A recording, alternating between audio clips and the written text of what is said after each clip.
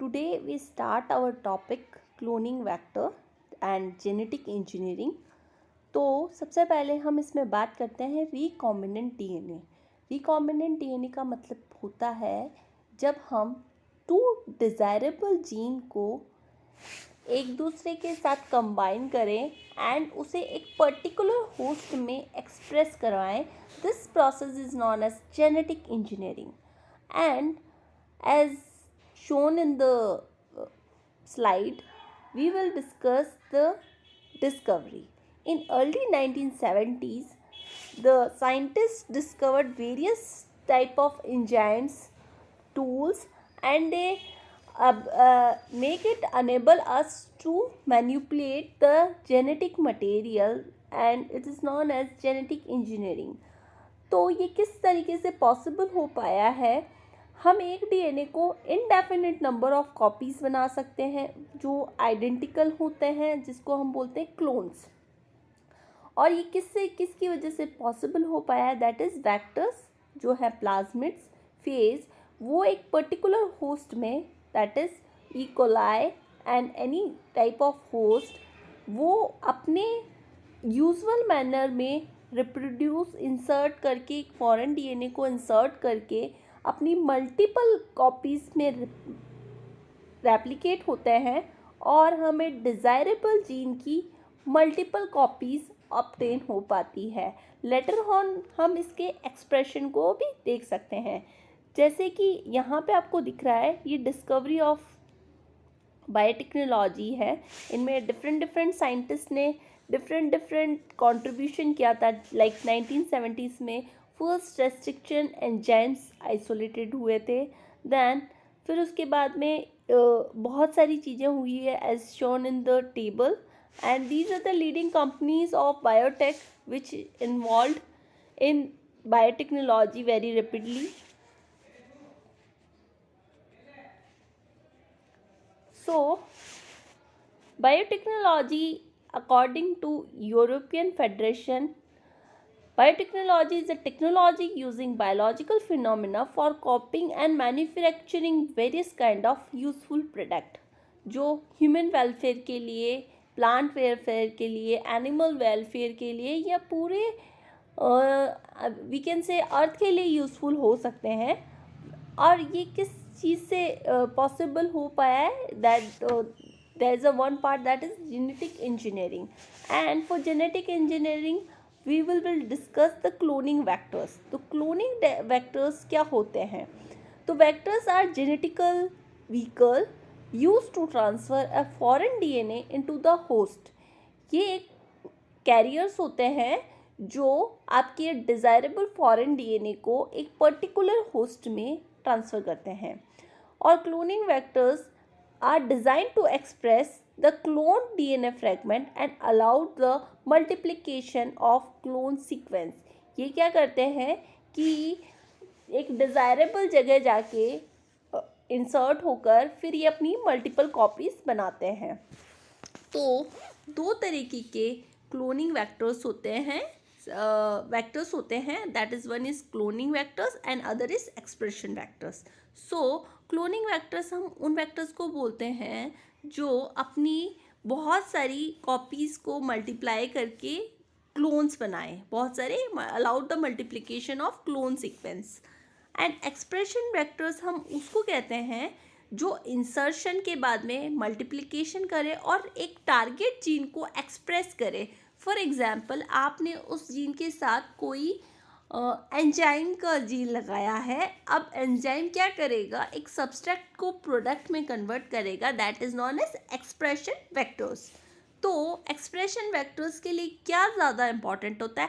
Active promoters. तो promoters ये आप पढ़ेंगे साइटोलॉजी में. Promoters are the sequence of the DNA where the origin of replication take place. मतलब जहाँ से रेप्लिकेशन स्टार्ट होती है. ये एक अपस्ट्रीम डीएनए की सीक्वेंस होती है, सेगमेंट ऑफ डीएनए होता है, कुछ बेस पेयर से बना हुआ होता है, जहाँ पे आपका पर्टिकुलर एंजाइम आके बाइंड करता है. That is polymerase. I am not talking about a particular polymerase जो वो एंजाइम उस साइट के लिए स्पेसिफिक होता है, वहाँ पे आके बाइंड करता है, उसके बाद में आपका रेप्लिकेशन स्टार्ट होता है।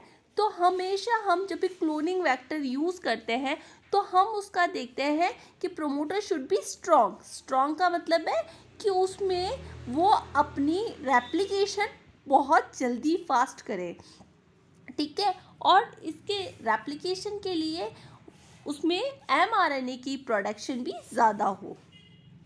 तो हम यहाँ पे बात कर लेते हैं टाइप्स ऑफ वेक्टर्स की।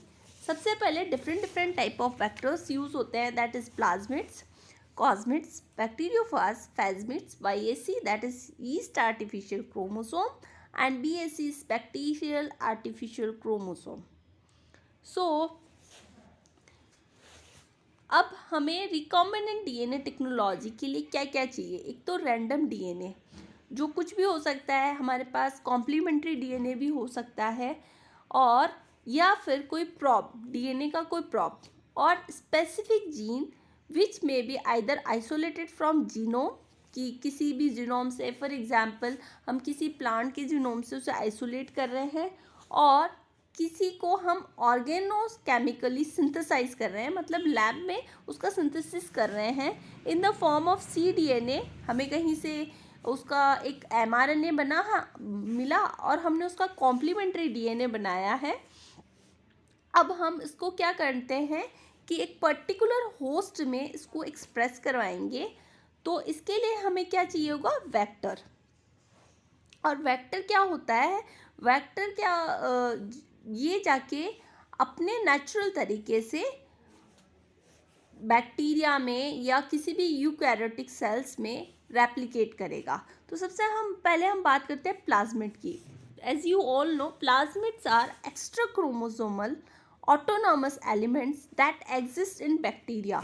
बैक्टीरिया में प्लाज्मिड एक extra chromosomal circular DNA present होता है, जो जिसका एक ओरी होता है, that is origin of replication, जहाँ पे वो अपने आप ऑटोनोमस रेप्लिकेट करता है, और ये एक्स्ट्रा क्रोमोसोमल होता है, मतलब न्यूक्लियस के अलावा पाया जाता है। और इस बैक्टीरिया में इसकी एक या बहुत सारी कॉपीज़ पाई जाती हैं, और ये 10 से 20 जीनोम तक होता है सेल में, और कभी कभी 1000 कॉपीज़ भी पाई जाती है। अब इसका जो नेचर होता है वो सर्कुलर डीएनए होता है। तो आप इस सर्कुलर डीएनए को एक पर्टिकुलर सीक्वेंस में, that is this figure is PBR 322। तो इसमें आप देख पा रहे हैं, इसमें सबसे पहले जो ब्लू रीजन है, that is origin of replication. Then उसके बाद में ये जो अलग अलग साइट्स दे रखी हैं, that is particular sites of any restricted endonuclease site. ये क्या होती है, पैलेंड्रोमिक होती है। पैलेंड्रोमिक का मतलब ये होता है कि एक फ्रेज होता है इंग्लिश में, जो सेम तरीके से पढ़ा जाए, फॉरवर्ड यानी आगे से और पीछे से। मैं इसका एग्जाम्पल देती हूँ, लाइक हना, HANAH। आप यदि इसको आगे से भी पढ़ोगे तो भी यही होगा, पीछे से भी पढ़ोगे तो भी यही होगा। तो ये सेम सीक्वेंस में पढ़ा जाता है। तो restricted endonuclease are the enzymes जो एक पर्टिकुलर पैलेंड्रोमिक साइट पे आके डीएनए को ब्रेक करेंगे, और it will produce sticky ends. Sticky ends का मतलब है the ends which can be bind to foreign DNA, that is sticky ends. तो इसके लिए जो फर्स्ट रेस्ट्रिक्टेड एंडोन्यूक्लियस एंजाइम था, उसको आइसोलेट किया था वर्नर आर्बनर ने, जिसका नाम था from the bacterium Haemophilus influenza, जिसको उन्होंने नाम दिया था हिंथर्ड। 1978 में इनको नोबेल प्राइज़ भी मिला था इसके लिए। और 3 रेस्ट्रिक्टेड एंजाइम्स आइसोलेट किया गया है, जिसमें एंडोन्यूक्लियस सेकेंड जो एक प्रिसाइज लोकेशन पे कट करता है। So here is the you can see PBR 322, that is plasmid vector है। इसमें जो PBR है, ये नॉमेनक्लेचर डिनोट करता है P denotes for the plasmid, B for the scientist who discovered, that is Bolivier, and R denote for Roderick. ठीक है, अब इसमें दो इसमें जैसे एज यू सोन कि इसमें 3 एंटीबायोटिक सीक्वेंस भी है। अब आपको एंटीबायोटिक सीक्वेंस का यहाँ क्या रोल रहता है? एंटीबायोटिक सीक्वेंस में यदि आप कोई भी फॉरेन डीएनए, यहाँ पे एक पर्टिकुलर सीक्वेंस है तो यहाँ पे जब कट लगाएंगे हम, यहाँ फॉरेन डीएनए को इंसर्ट करेंगे तो प्लाज्मिड में वो पर्टिकुलर एंटीबायोटिक कैपेबिलिटी लॉस्ट हो जाएगी। तो इससे हमें क्या फ़ायदा मिलेगा? इससे हमें स्क्रीनिंग में फ़ायदा मिलेगा। You can't see the DNA with the neck tight, how can see? तो आप इसकी कैसे देख सकते हो? तो आप इसको ग्रो करके, कॉलोनीज़ में ग्रो करके उस पर एंटीबायोटिक के इफ़ेक्ट से देख सकते हो कि whether the clone gene is expressed और नॉट।